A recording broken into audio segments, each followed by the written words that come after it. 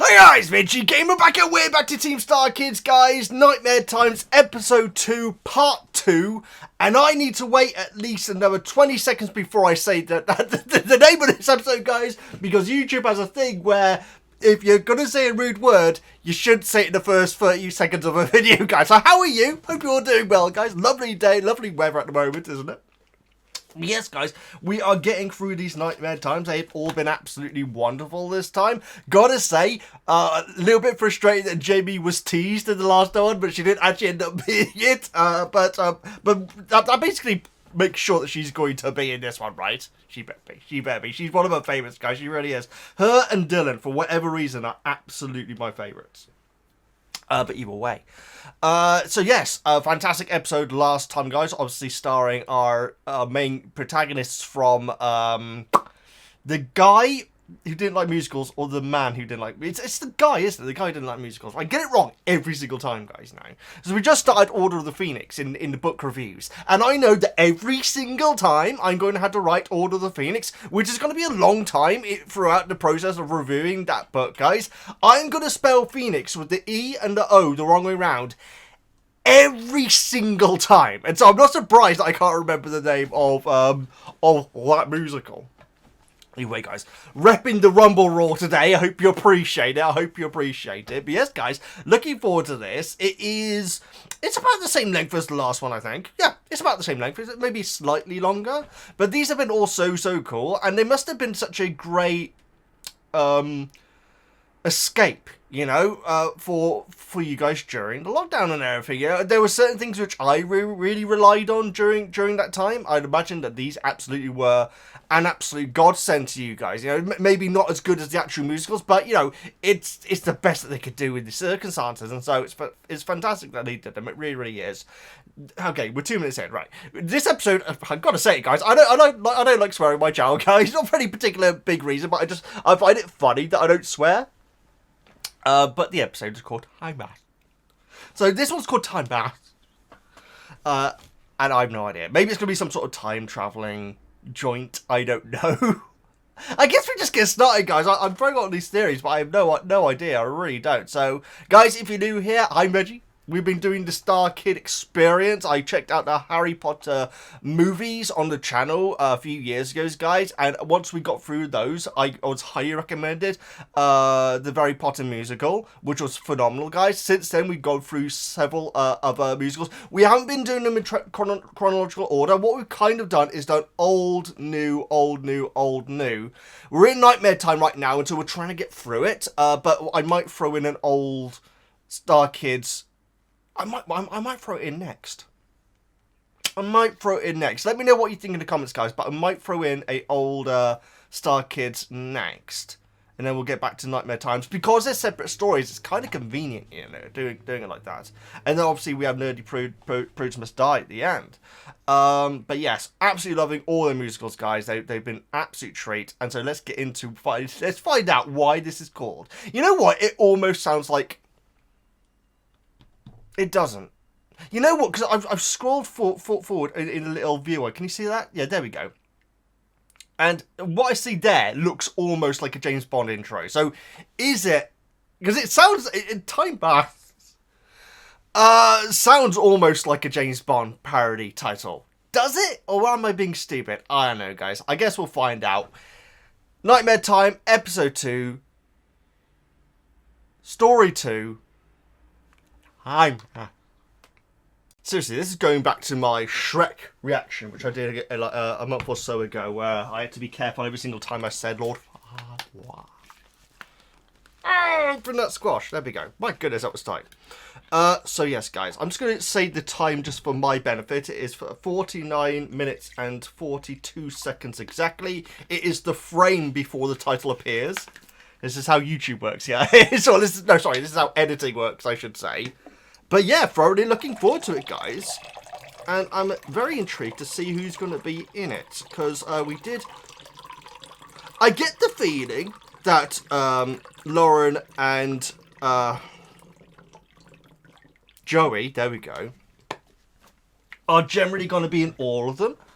But who's going to be in this one? We shall find out, guys. I'm very looking forward to it. So let's find out Nightmare Time, Episode 2, Story 2. Hi, bye. 5, 4, 3, 2, 1. Subtitles on, please, just in case. Just in case. Okay, it doesn't sound like a Bond song. Doesn't sound anything like a Bond song. I'm full of bobbins, clearly. Very dramatic.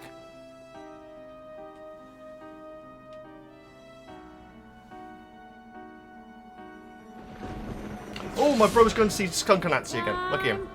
Sorry, ignore me. Ignore me. Maybe some other time. Maybe somewhere far from me. She really does have a great voice, guys. I'm thinking of only one bastard. Got no time for love. It kind of sounds like a Bond song.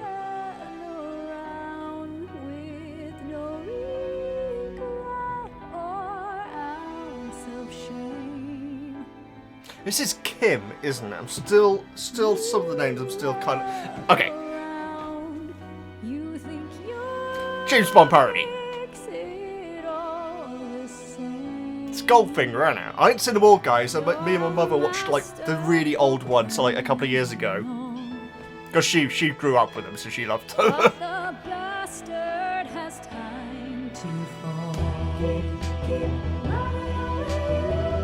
Well, that's to say, not a duet, a solo by Kim here.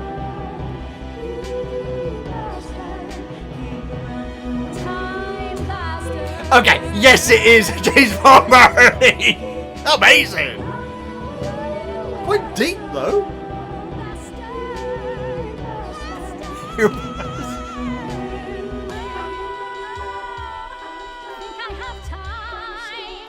This is amazing video. Quite Dali-esque.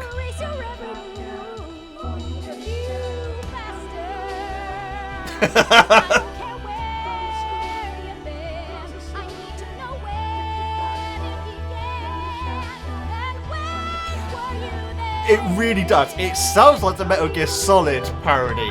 Which one is it on? I can't remember, but it's like a real James Bond style song. I feel like it's... And I'm thinking of B-Bobby from the fifth one. I can't remember what it's called. Doesn't matter. Ignore me. Oh my god, those moves! Jeez. I'm gonna put a muscle out doing that to get someone's eye out.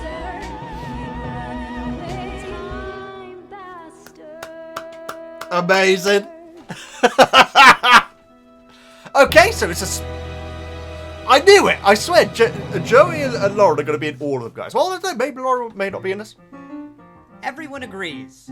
It was a lovely service. Oh, the bride's still here. Now, the reception buzzes with the newlyweds' family, friends, loved ones, and that one gross guy from Paul's work.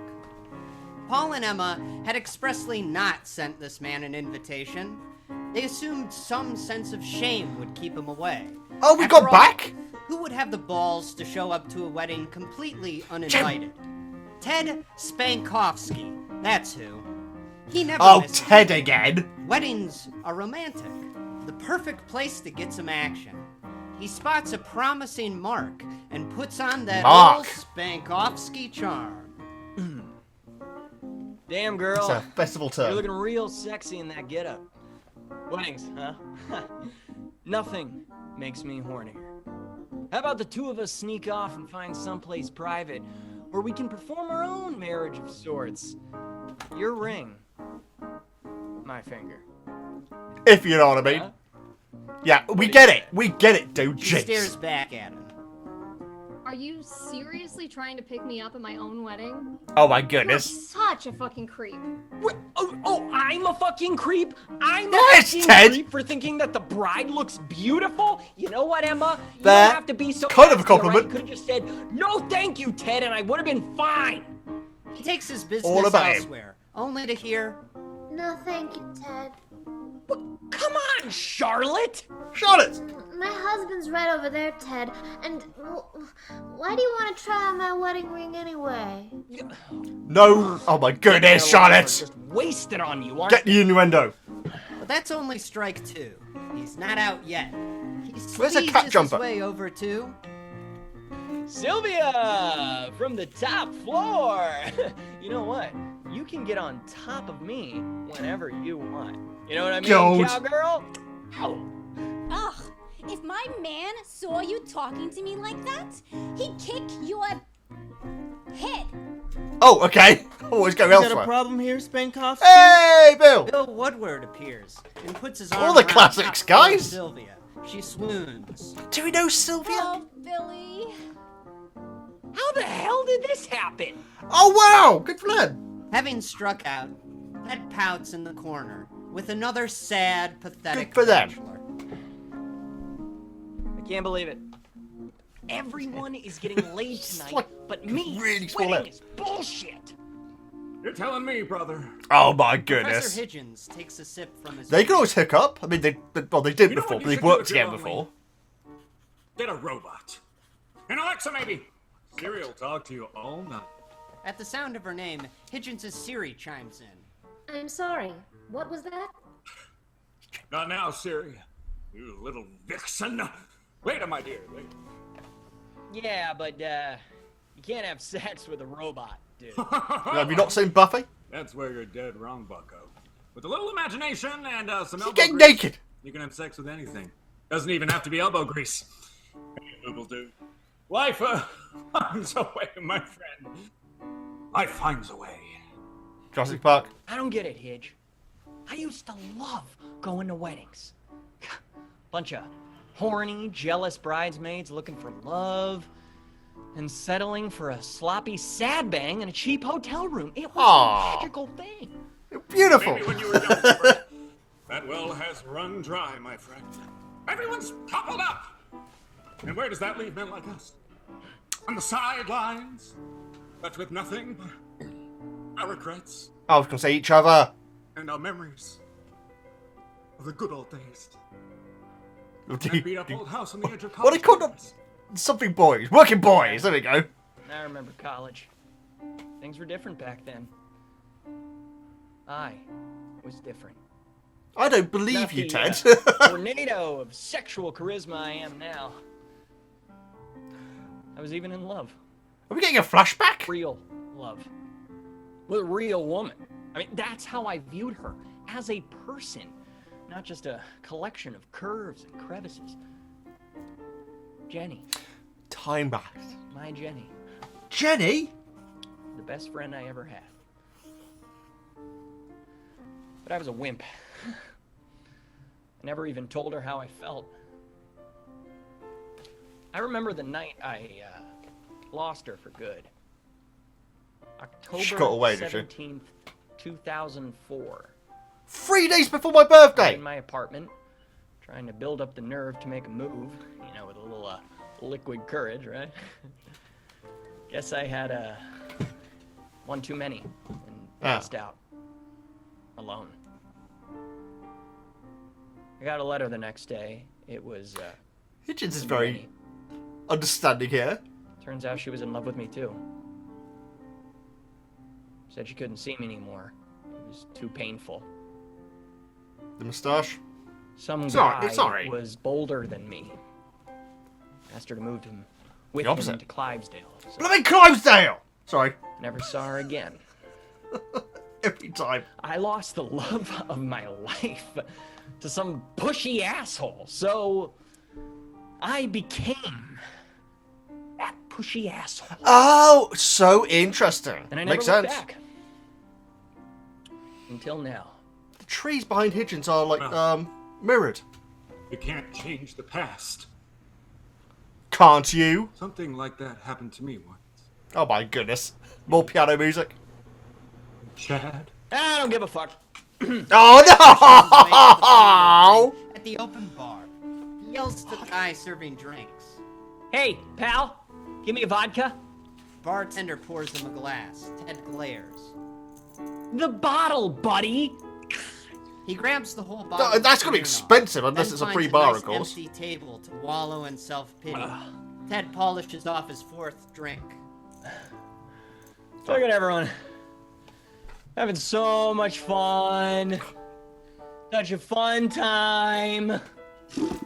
Over the sound system, the DJ announces, All right, DJ Jamie. everyone, we'd like to invite the newlyweds to the dance floor for their first dance as husband and wife. It's so interesting that's going back to the wedding. I like it. It's a cool idea. Himself another drink. Connecting the two stories. Wishing the groom? Guests look all around. No one can seem to find where the happy husband These two run off to. mutes here. It said nothing Then yet. Ted spots Paul a few tables over. Hey, Paul! Rather than heading for the dance That's floor, Paul's face. Paul rushes to Ted. There you are. What are you doing here? He grabs Ted by the arm, pulls him out of his seat, and starts dragging him toward the cheering crowd. Oh, Hitchens I is don't gone. want to watch you dance. Come on, Ted. She's waiting for you. Oh, They what? push their way through the throngs. Then, Jenny, rather than maybe? stepping Not out Lauren, himself, sure. Not Lauren, Paul pushes Emma. Ted onto the dance floor. Ted is baffled. Then, when the bride turns toward him, he freezes. Another Ted story. Ted Spankowski stares into the eyes of the woman he lost 15 years ago. Is that? What? Yes. Jenny? She stands there in her wedding dress, blushing. Is it the dress from Hey, the song? Dave. Can't see, to be honest. Here we are. Huh? Ted stares in disbelief, trying to piece together what on earth is happening. He looks around, bewildered. As he does, he picks up on tiny inconsistencies. Had the balloons always been that color? This bottom line, Hadn't quite Paul frankly. been wearing a tuxedo? Then he notices the banner hanging on the back wall. The one that once read Paul's face and Paul Bill's Emma. face. His eyes nearly pop out of his skull. It now reads, "Congratulations, Ted and Jenny." The bride steps toward Ted and takes his hand. Where's Okay. Mega? Remember the lessons. One goes here, and you lead. A soft, soulful song, a love song, begins, and the two sway back and forth. Jenny? Am I dreaming? Are you real? Ted, you didn't have one of my cousin's edibles, did you? I was going to say, has he been down on the sauce again, maybe? For the first time in a long time, Ted feels tears stream down his cheeks. Jenny. It's our wedding. I can't believe it. You're so beautiful. Another happy story for I Ted. love you so much. He clings to her desperately. He feels her weight in his arms, feels her breath on his neck. This is Careful no now. dream. Jenny is there with him. He stops dancing. He just stands there, holding her. Not the idea Okay, that Teddy. Paul's smiling, everyone's just staring at them like they are. Especially Jamie. Soon, the song ends and the crowd goes Sorry, wild. ignore me. Their family and friends envelop the happy couple. Mr. Davidson slaps Ted on the back. Davidson? Congratulations, Ted. Paul gives a big thumbs up. You're the man, Ted. Again. Ted sits in the place of honor with his bride, finishing off a piece of wedding cake. He's in utter bliss. Not the edibles. Teddy, tonight has been everything I always dreamed. From under the table, Jenny takes out a present, wrapped in glittering yellow paper. That just looks like Hands it Angry to Joe to me. Ted. Here, What's this? It's a thermal detonator! a Sorry. little something for you. Ted tears through the paper to reveal an ornate golden cube. It has bizarre patterns crisscrossing its 6 sides. It's very Hufflepuff, I approve. What is it? A box? The Bastards box. What the? Ted looks up. That was spooky! Jenny is gone. So are all the wedding guests. The hall is silent. Rotten food sits on abandoned plates. I went, Fresh just roses before and it did. sentences have all turned black. Standing on the dance floor Oh is a God, solitary Jeff. figure. It wears a baggy, furry bodysuit. It's yellow and matted, dirty, stinking. Worst of all is its Wiggly, is it? a motionless, demented goat mask. It has glassy, evil eyes, a slack Jeff has jaw, evil eyes, big to be crooked fair. teeth, and a flopping, wet tongue. In a good Ted way, nearly guys. In a very falls good from way. his seat in terror. Jack Nicholson, you know. What? The thing points to the box in Ted's hand. That's where I keep all my little toys, Teddy Bear. Toys like you.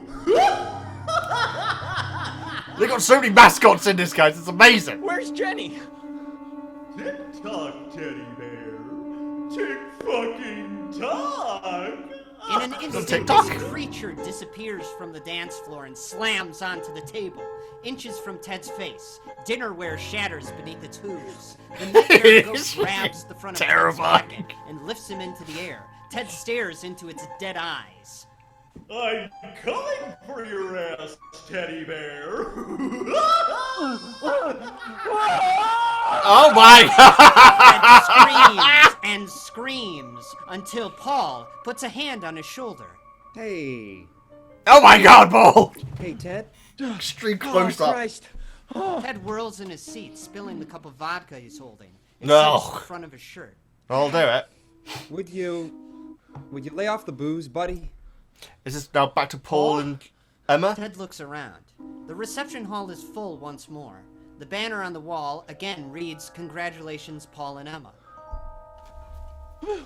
What happened to Jenny, Paul? Hey, I got a favor to ask.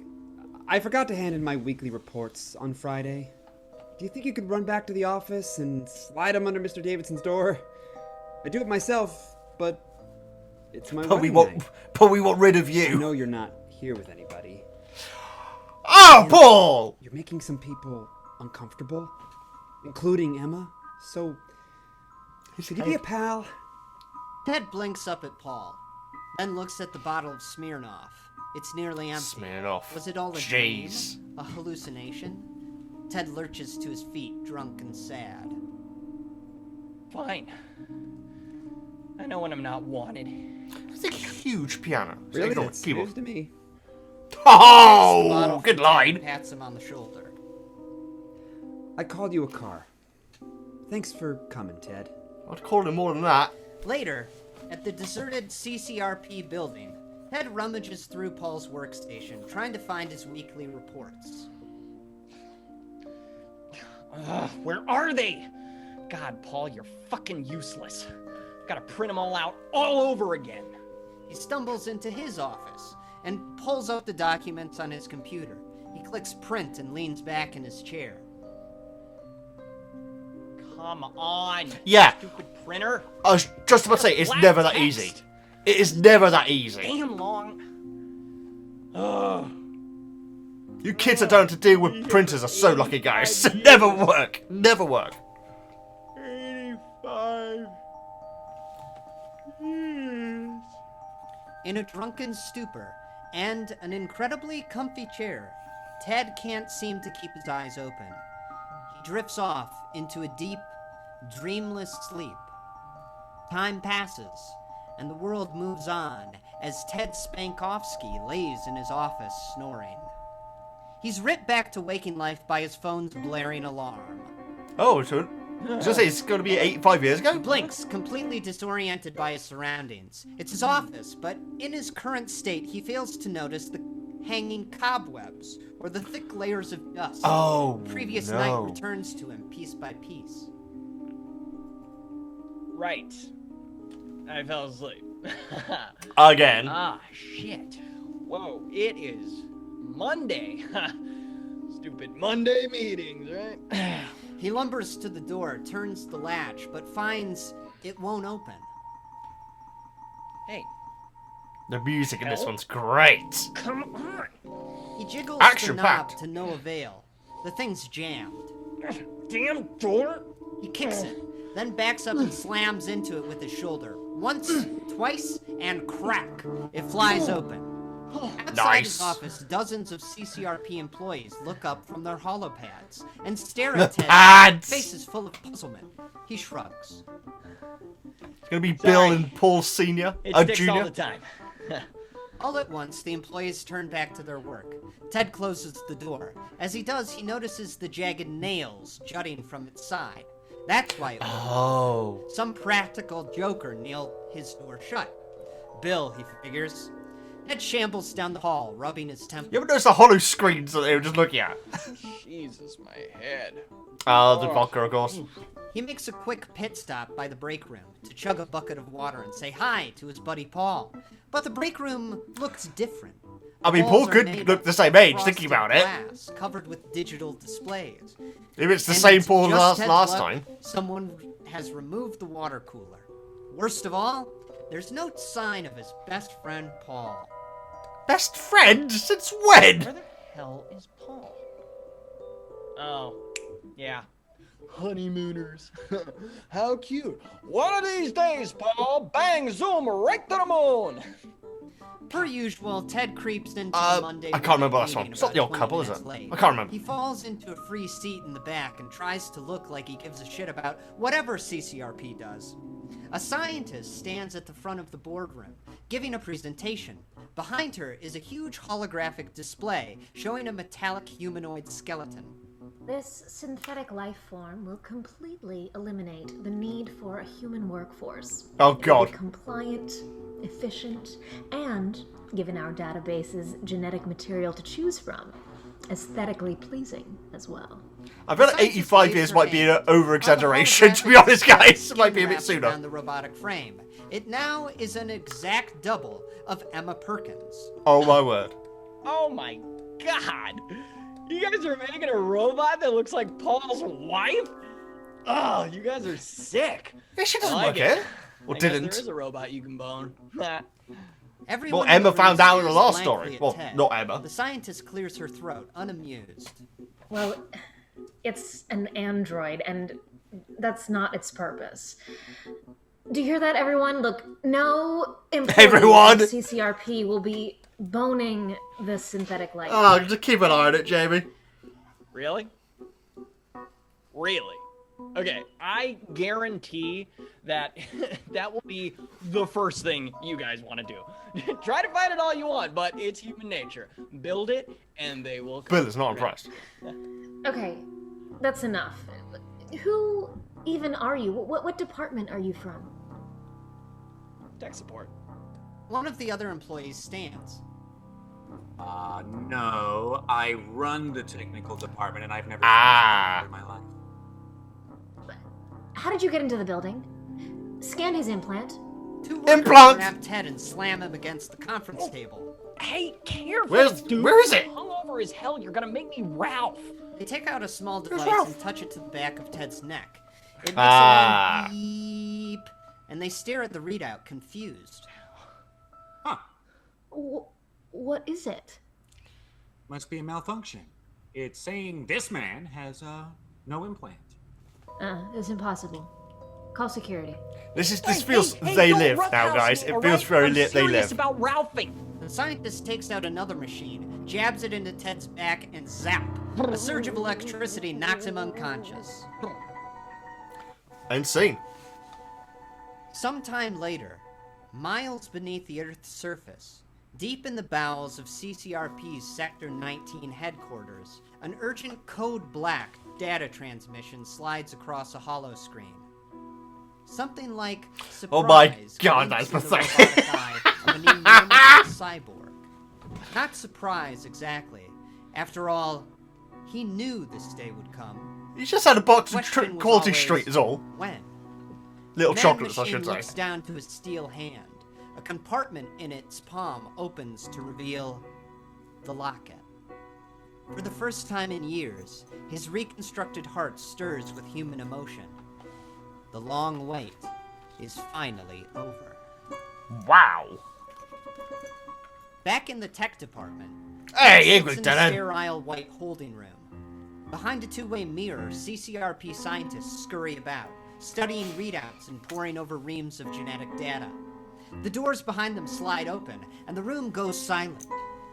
Clank, clank, clank. Oh my Metal goodness. Footsteps echo. A steel hand clenches into a fist. A robotic eye glows red. The head scientist gulps and looks up at... Executive Kilgore. Kilgore! The chrome-plated giant stomps toward the two-way mirror. It's The scientist characteristics. follows. Well, that's full gore, isn't it? We've performed a complete genetic analysis, cross-referenced it with the company database. This is going to sound unbelievable, but this man is Fyodor Spankovsky, an employee that vanished without a trace 85 years ago. Now, here's where it gets very interesting. In 2019, this man's office was located directly above Laboratory C8, where CCRP scientists were conducting an experiment in time manipulation. Oh! How did it affect the wedding then? Experiment, it would seem. We're still performing some tests. Right now, it's safest to keep this man in isolation. For all we know, sir, he could completely be radioactive. He was before with that vodka. Doctor. I've waited long enough. It's time I had a word with Mr. Spankovsky. Davros over here, that voice filter In was his cool. containment chamber, Ted reaches for a pitcher of brown liquid on the table and pours himself a cup. He takes a sip, then spits it out. Hey, this coffee tastes like shit. A nearby guard looks at him, confused. What's coffee? Oh my god! The door opens, and Executive Kilgore stomps inside. The guard bows nervously and hurries from the room. I was gonna say, Ted's not really reacting to it much. Accommodations to your liking, Mr. Spankovsky. Ted stares at the mechanical monstrosity.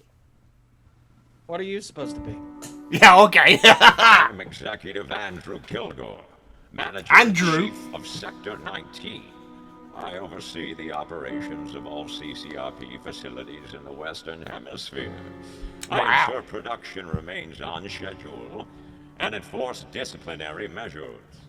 Here I am judge, jury, and at times, to my great satisfaction, executioner. Okay, pal, it's not illegal to be hungover at work, okay? And I haven't read the Constitution in a while. Depends what work it is, I guess. I'm pretty sure it's the right of every American citizen to whack off in their office whenever their door is closed, all right? Excuse me? No, that is In illegal. the pursuit of happiness. Liberty, yes! Oh my goodness. I That haven't filter. heard that word since the Great Crash and the subsequent buyout. You don't understand, Mr. Spankovsky. There are no nations any longer, only corporations. Are you aware what year it is, Mr. Spankovsky? 2018? No. There you go. Macy actually got it wrong. You're mistaken, I'm afraid. The year is 2104. 85 years from the time you call home. Here, you are a homeless man, Mr. Spankovsky. You're the property of Coven Communications Research and Power. That means... Oh! To me. With a roar of gyros, Executive Kilgore reaches across the table, clamps Was his that a little hint, hand guys? around his throat, and lifts him into the air. It could be. 100 years is a long time to wait for you, bastard. Ted's finally starting to get the feeling that maybe he might be in trouble. Yeah. Don't hurt me. You don't remember me, do you, bastard? Perhaps that means it hasn't happened yet. Oh. Perhaps there's still time to prevent it. I don't Going know full what you're Terminator talking here. about, You know what you are, bastard. You are the key. Kilgore drops Sounds like Ted, Sean Connery. and the cyborg stalks around the room with a Hey! clank, Oh, clank, R.I.P. Dawn. clank. 85 years ago, CCRP sought to unlock the power of Tanoi Coraxes, The bastard of time and space, the weaver of impossibilities. That's what happened at the Lord wedding. in black. To control the power of Tinky is to control time and space itself. They thought the experiment a failure, but somehow you have been touched by Tinky.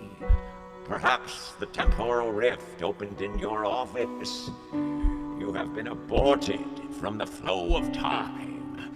You have become a time bastard. And somewhere in your genetic code is the secret to your power.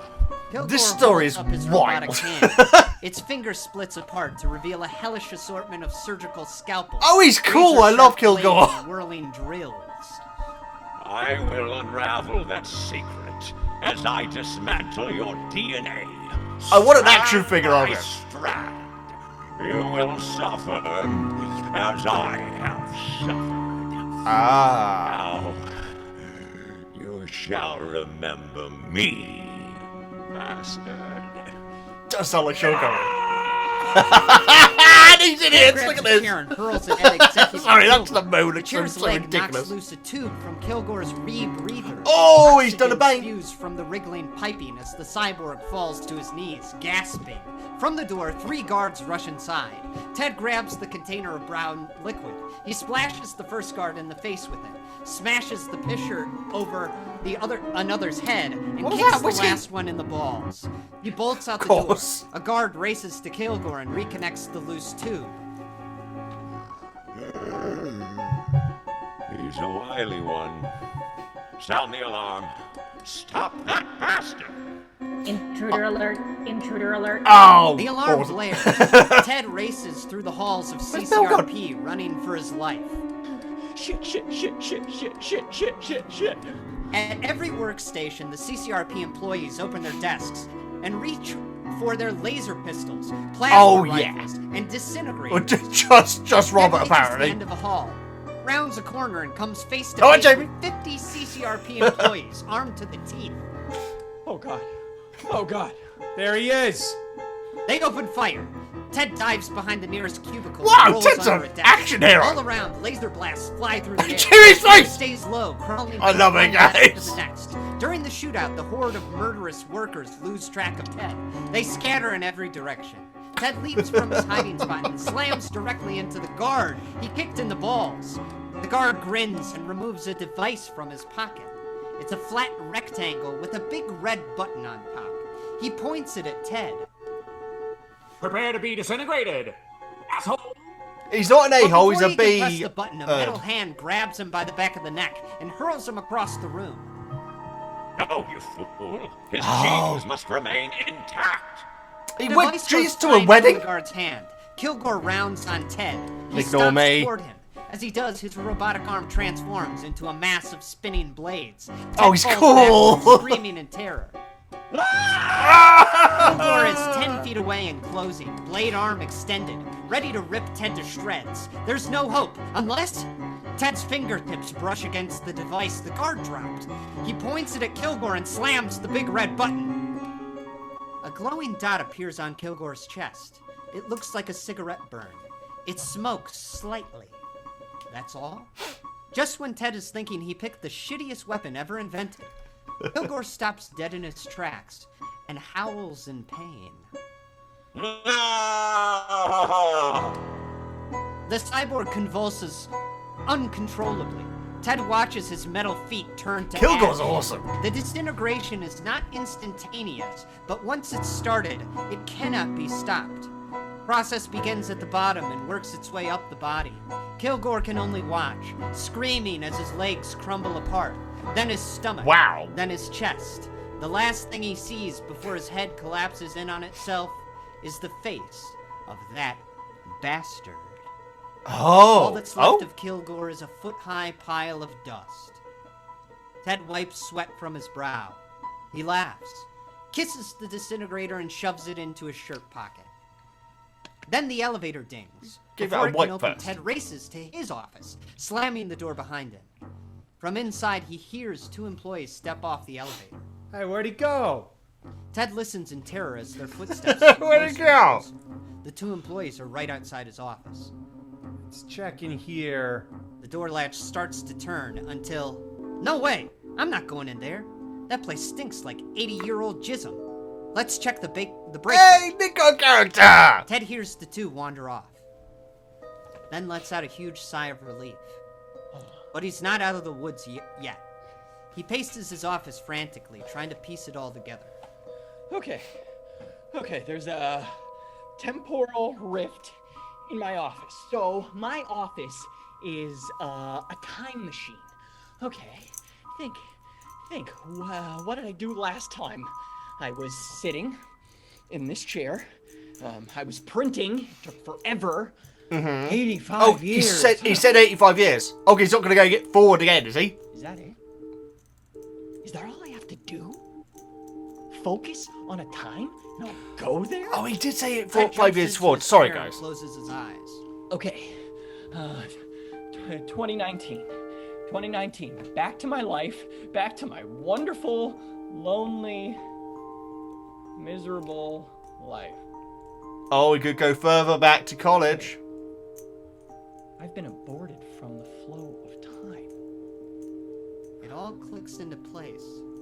If Ted is dealing with some tricky-dicky time travel stuff, then he's also looking at the possibility of different timelines. And that means his vision at the wedding wasn't a dream. I was with Jenny last night. Only in a timeline where I didn't screw everything up. A timeline where we got married. Oh my God! I can go back to 2004. So camp. Fix it. So camp. Things with Jenny, and then it'll be my wedding. Ted leans back in his chair and closes his eyes. Okay, gotta get this right. October 17th, 2004. 3 days before my birthday. October 17th, 2004. October 17th, 2004. Ted lets his exhaustion wash over him, and in no time at all, he's fast asleep.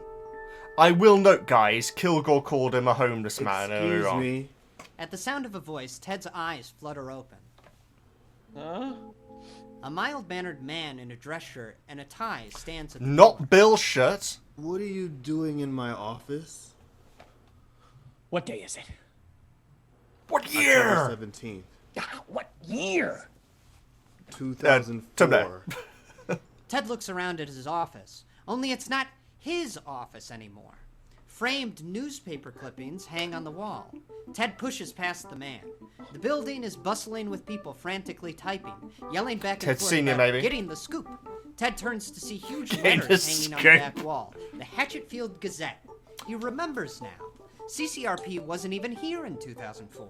The building was home to the old newspaper, which means he's done it. It worked. It worked! I am the time bastard! Corey is not impressed. He looks so unimpressed. In a tiny studio apartment, a shy, sensitive college boy named Teddy pours himself another drink. He looks in the mirror. But trying that to isn't build up the Hibbs. nerve to I'm finally wondering, guys. Man, I should go over there. Also, the homeless man was at the wedding, wasn't he? Yeah. Uninvited. A baby, Spankovsky. You're not a teddy bear. You're a lion. Okay. Teddy looks at the drink in his hand. Then he asks his reflection. Rumble roll! Am I too drunk? Or not drunk enough? Uh-oh. What do you think, pal? Teddy watches as another image of himself steps into view. This mustached Ted answers, I think I'm not gonna let you fuck this up. He blinks at his double stupidly. Whoa, I am way too drunk. The older Ted grabs his younger self and holds an ether-soaked cloth to his mouth. The college boy's eyes go wide, then roll back. How does this work, Ted? Stand aside, little boy. Let the Casanova of Coven Communications... Should have let the young one do it and then go back to his own time. With the young Teddy out cold, Ted has plenty of time to set things right. He's older, wiser, with years of experience in the art of seduction. Jenny is as good as his. Unsuccessfully, though, right? First, he needs to prepare himself. Oh no, Charlotte He and him recites were the having an affair, invaluable weren't they? lessons They were. he's learned. He scrubs in the shower, repeating, Lesson number 12. Wash the butt and balls. Once he's toweled off, he irons his trousers. Lesson 46. Dress to touch breasts. When he's looking real sharp in his signature ensemble, he runs a comb through his mustache. Lesson 95. The most sensual part of a man is the bush brush. I got to do it outwards because mine's slightly longer. Just beat the devil out of it. Get ready, Jenny. Daddy's coming. Later, a few blocks from Jenny's apartment, a young man named Andy strolls This is down wild. the sidewalk. Oh my goodness, Andy! He's been seeing Jenny on and off for a while now, but he's ready to take things to the next level. In one hand, he holds a bouquet of roses. In the other is a black box. Oh, Jenny, Clivesdale is our oyster. Oh boy, oh boy, oh boy, I am excited. Then Andy hears a voice from behind him. Hey, dickhead. Huh? Andy turns around just as Ted smacks him across the face with a crowbar. Oh my god! Andy falls to the ground, jaw broken, left eye filling with blood. Ted crouches and rips the flowers from his hand. These flowers for Jenny? How cute. I thought Jenny was Tosses the here. bouquet into the Jeez. gutter. You're not taking her to Clivesdale this time, pal. What's this? He pries the small black box from Andy's grip. He Ah. opens it. Inside is a silver locket. Ted laughs maliciously. A necklace! How pretty! He tosses the locket. He leans down right over Andy's face. You stay away from her. Jenny and I are gonna be happy. I know. I've seen it. 'Cause I'm from the future, dude. I feel like he's screwing it up. I want you to remember this face. Oh no. My face. I am the time bastard. Oh, Andy! He stands and leaves the boy there. There it leaning is. on the pavement. That's Andy Kilgore, watches right? Ted go, It is. not He hasn't knowing done his it yet, name, he said. swearing vengeance in his mind and wheezing. Bastard. There it is. A few streets over, A bit of an echo there. Jenny is penning the hardest letter she'll ever have to write. Teddy, Andy's asked me to move in with him. I've said yes. Not because I want to go to Clivesdale. Fuck Clivesdale. I should read the subtitles before it happens. Seeing you every day, knowing you don't love me back. Yeah, there it is. It's too painful.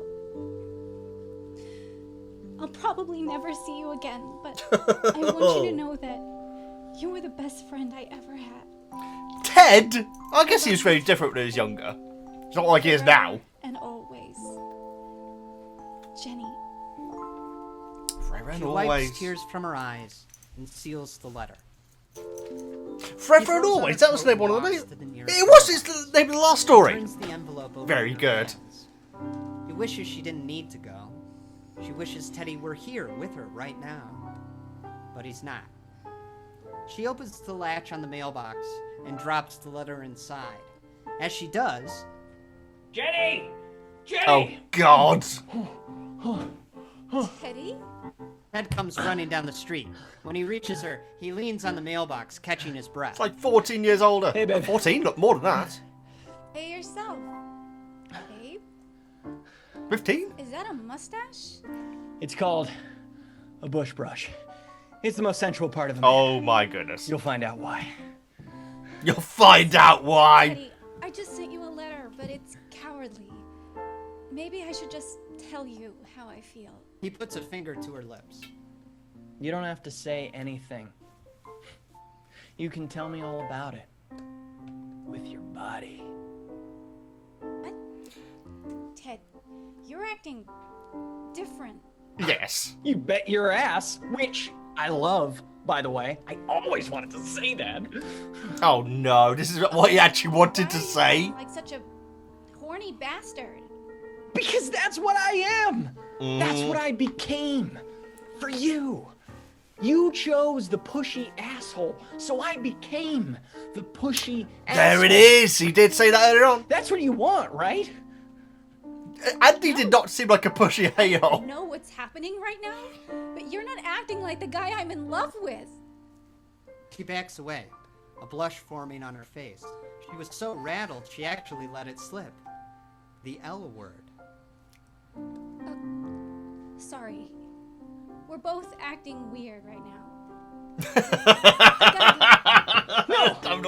I'm saying nothing. Once. I'm never gonna let you go again. Sorry. He grabs her wrist. Please. But Joey's performance is She pulls intense. free and That's all I'm pushes. saying. Her hand bumps something in his shirt pocket. There's a small click, a flash, and Jenny's eyes go wide. She lets out a small whimper. Ted looks down to see the glowing dot on Jenny's chest. Oh! Like a cigarette burn. It's smoking. There's a hole Ted! in his shirt pocket from where the beam burned through. He forgot it was there. The Hence disintegrator. Andy's revenge. Jenny must have hit it. And it hit her. No, this damn thing! He takes I the guess you could device go from his further pocket back in and time? Smashes it on the ground. Jenny looks at him, terror in her eyes. Teddy. And stop The only this, girl Ted. Ted's ever loved falls into his arms as she starts to disintegrate. Teddy. It hurts. The process begins at her feet. They turn to dust. Then her legs and her waist. Tears stream from her eyes. Thank goodness Ted didn't say anything at that point. I'm scared. Teddy. Please, no. No, no, no, no, no, no, no, no, no, no, no. Good. Potentially She's fix down it. just ahead, Make staring it into worse. his eyes. Her last words.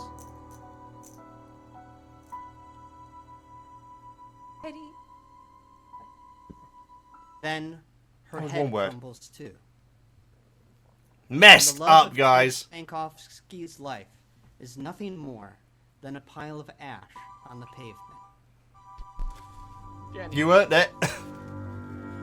Jenny! This is what I'm talking about, guys.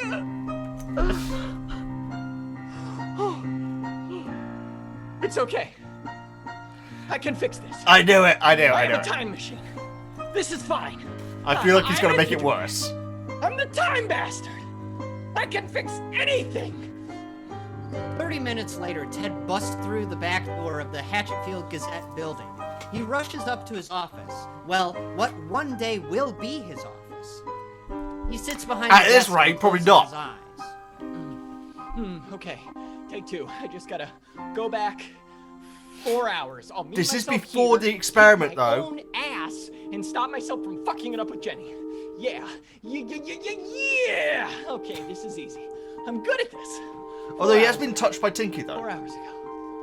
4 hours ago. Ted forces his heartbeat to slow, and with some effort, he sleeps. I don't know, guys. Would it work? Like I say, he had been touched by Tinky, so he should be. It should kind of work. Excuse me. Ted's There we woken go. by a familiar voice. This guy again. The mild-mannered man stands at the door.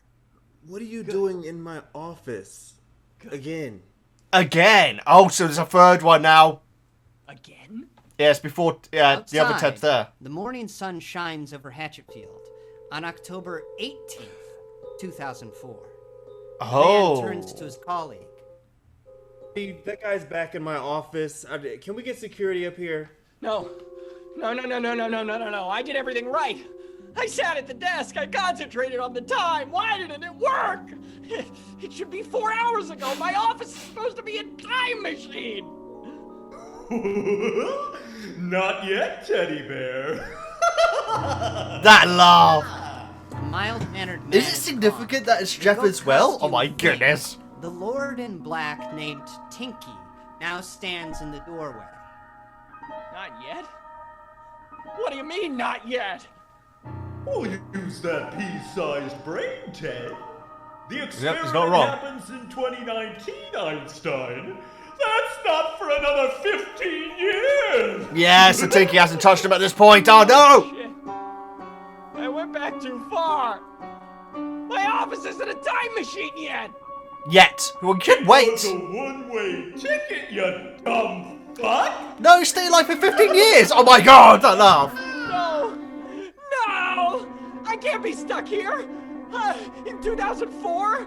I hated 2004! Oh god, Aw. I can't be stuck here! I did like 2004 even, to be You're fair. not stuck here, teddy bear. You're stuck in here.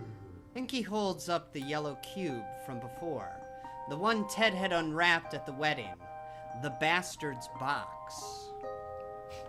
It's Tinky's little toy box. Can't you hear yourself in there? Screaming and screaming and screaming. Ted can hear himself.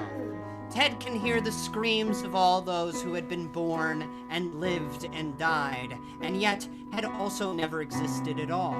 The cries of the infinite and the impossible spill forth from the bastard's box as it slowly creaks open. Ted gazes inside, and his mind is shattered. All he can do is scream.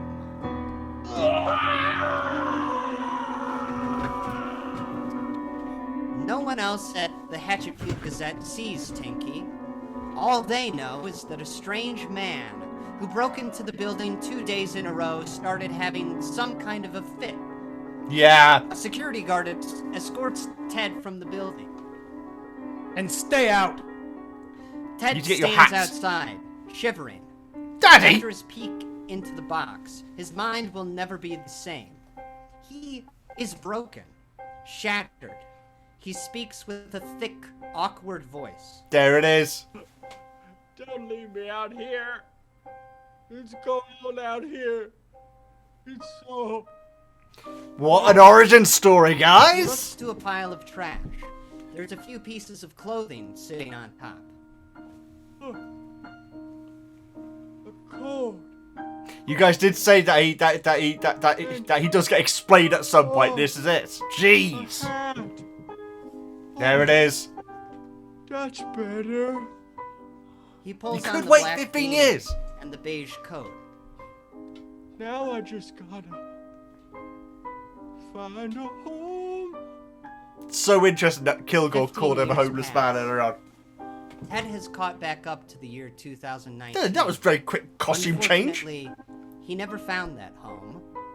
In fact, the now 50-year-old Ted is simply known around town as the homeless man.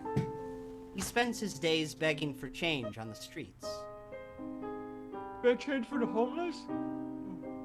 Or spare change for the homeless? A couple walks by, hand in hand.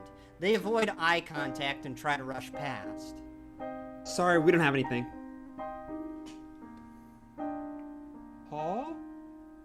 It is. It's Paul. They were best friends once. And Ted recognizes the woman Paul's with as well. Are they on their way to the wedding?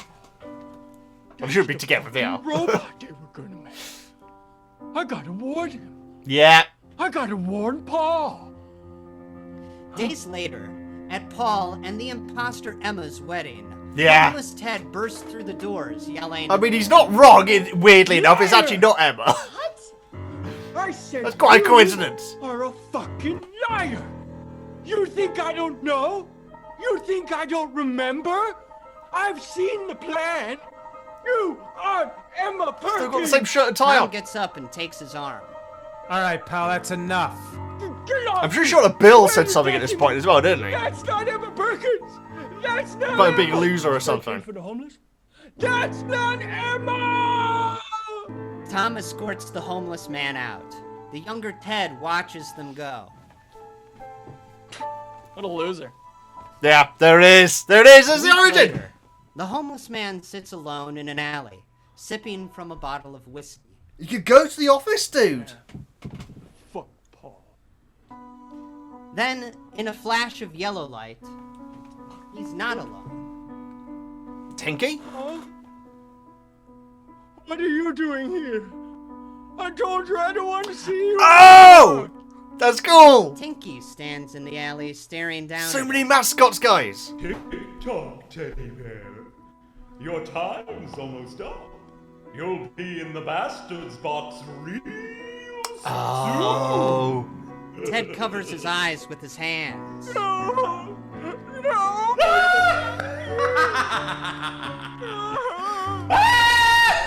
Insane.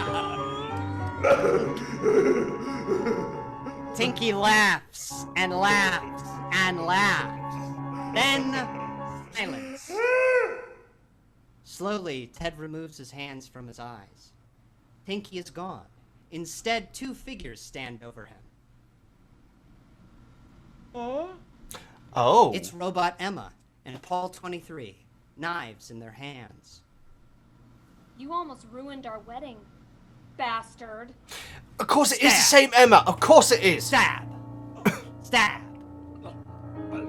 Life leaves Ted's body. But don't be too sad. He's Don't be still too living sad. on, in a way. After his physical death, Ted Spankovsky finds himself trapped in the twisting, impossible maze that is the bastard. That's what it meant. Okay. For him, I was wondering how he's going to end up Nightmare in it. Time has only just begun. Which is ironic, because it's just ended. That was awesome, guys. I love how it tied in with the first one.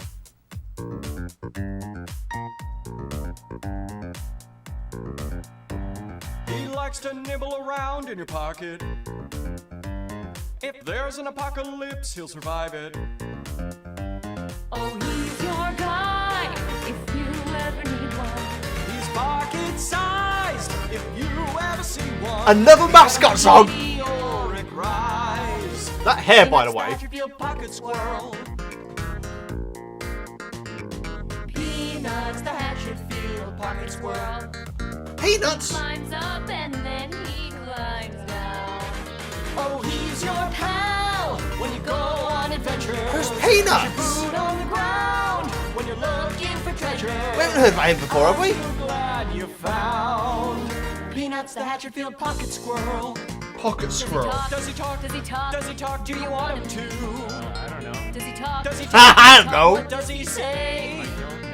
He fell into a townie's arms. The town There's Megan. Wondering where he was. He grew inside our hearts as he led from limb to limb. Morning cup. Oh, what? Peanuts, Cup of the news? Hatchetfield pocket squirrel is talking. He's a sentient being. What do we do now? That's not the same news presenter as before, is it? As Lauren. Is there a god? Peanuts, the Hatchetfield pocket squirrel. This is a very strange old secretary. Pretty sure Pockets hasn't been mentioned before, has he? Maybe next time, maybe. Pocket size. If you ever see one, he's at a meteoric way, historic rise. Peanuts, the Hatchetfield pocket squirrel. Right. Wait. What was that? Did something appear right at the end there? Hang on. Talking about yourselves. I swear something appeared behind Lauren, and I was looking away because I was looking at the time. Oh, there it is. Little bit of PNG there above his head. Ah, guys, I love that. I love the way it tied in. I mean, not only did it mention Forever and Always, but also I was getting so confused because I was forgetting that Emma was a robot and Paul was a clone. Is that right? The right way round? I feel like I think I got that the wrong way round. Earlier. But I love how this tied into it, and I'm very glad that we have the origin story for the homeless man, guys. Seriously, I mean, I've said it before, guys. I'm not a particular fan of the character, laughing at that sort of thing. But at least now it explains that he has an origin. That was great. That was absolutely brilliant. I've got my notes out. I mean, the thing is, Jeff is brilliant at certain characters, guys, and he was perfect for Tinky and Kilgore. I do kind of wish that maybe Dylan or Jamie could have had one of those roles. The thing is, I'm just being pathetic, guys. Basically, Dylan and Jamie, my two favourites, were kind of like the real side characters in both stories now. In fact, Dylan was briefly in Forever and Always, and Jamie wasn't in it at all. But like I say, I do feel like they tend to focus on Lauren and Joey, which is fine, guys. I mean, having our second Ted story already was cool, and I really love the origin story for the homeless man. And it's so, you know what, I appreciate the fact that it didn't explain Kilgore. It didn't actually say, oh, and that ended up being Andrew or Andy. But that's obviously what happened, right? Obviously. Because he hadn't done it yet, as it were. Jeez. And so that ends up happening then. What a clever freaking plot, guys. I really like how that jumped around. I really do. Man. But yeah, Peanuts, I feel like, is paying off soon. I can't remember what the next story's called. I always end up going onto their main page on these episodes, don't I? On these videos. It'll be in playlists because they were... Oh, no, it will be here. But the next time... Oh, no, sorry, the next Nightmare Time. There we go. So the next one is called Jane's a Car and Witch in the Web. Oh, interesting. Okay, those are both cool names. But like I say, guys, next time we might... And then is that the end of the first season? I think it is. It is the end of the first season. Okay, cool. So the next one's the end of the first season. But I feel like we might jump and do another StarKid next. I'm so sorry about how long they've been taking me to get out, guys. But yeah, it was unavoidable this time, I'm afraid. But yeah, we've got all sorts of other ones. Trail of Oregon is one which many of you guys have been asking for the longest time. So we might do an older one and then jump back to Nightmare Time. Or maybe we'll do the next Nightmare Time and then do it, just so we get the first season out of the way. But I'm loving it, guys. I really am. Like I say, I'm a little bit bitter that Jamie and Dylan didn't get much, but I'm sure that will be different in the future. But that being said, we do have certain members who do tend to be leads in them. You know?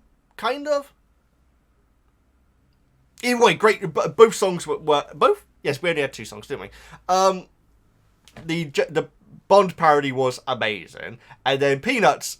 I feel like that's paying off. Again, that newsreader that Lauren was playing, that wasn't the one from Ape-Man, wasn't it? I don't think it was. But yeah, guys, these are just so good. They're so fun to watch, guys, and I really appreciate the manipulation of time. Because the thing is, you feel like time is getting played with anyway in Hatchetfield, but this one definitely took that to another level, though. Amazing stuff. Guys, thank you so much for watching this. If we are to do another old one, let me know in the comments which one you'd kind of fancy. You obviously have to check out which ones we've done in the past, because we have done quite a few already. But yeah, until then, guys, these Nightmare Times are awesome. And like I say, they must have just been such a treat. They must have been such a treat during when they were posted. So good on them for getting it done. It's absolutely entertaining. Please subscribe, all the good stuff. I'm VEGGIEKNIGHTS, and I'll see you next time.